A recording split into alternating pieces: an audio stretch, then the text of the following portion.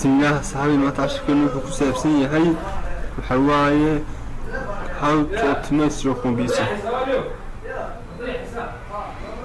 sidee computerkaaga aad uga dhigi kartaa mid performance iyo mid high speed ah adigoo aan wax dibadda ka adeegsan RAM iyo wixii la mid ah adeegsanin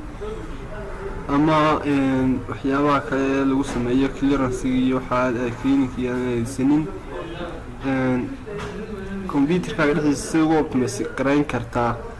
sidaad optimization ugu sameyn kartaa waxaad ugu sameyn kartaa muuqaalkeena maanta ayaan ku eegaynaa haweeye waxaad sameynaysaa defragmentation baad sameynaysaa defragment and optimize drives waxaas ayaa ku dhufanaysaa waa kan ninka aniga 1% fragment waa kala daadsanaan sectorska harddiskiga ayaa xooyaa kala daadsan oo meelo bannaan leh marka computerka saas uu raadiyo oo loading awooraya marka waxaad oranaysaa saddexda option baa xooyaa yaala saddexda option kan waa analyze oo xooyaa soo ururta marka hore waxa la ururinayaa fragmentedka ayaa la ururinayaa percentage fragmentedka la ururinayaa marka ugu horeysa asxaabay waa saddexdan daraf bay u jiraan C iyo D iyo E dabeedna waxa weeyaan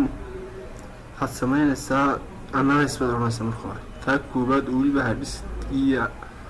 ayaad xooyaan oo qadkii xooyaan ay corruptionska iyo ku farabadan yihiin asiya partitionkaas ayaad marka hore analyze garanaysaa analysis markuu dhamaado halkan buu tiro kugu qoraya kulanaya intaas ayaa fragmented dabeedna waxaad optimize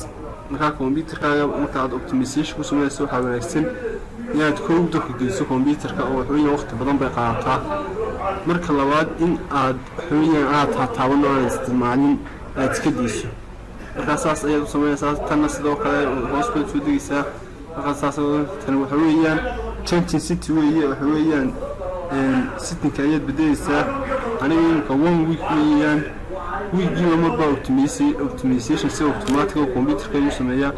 waa drive aad doonayso in aad xooyaan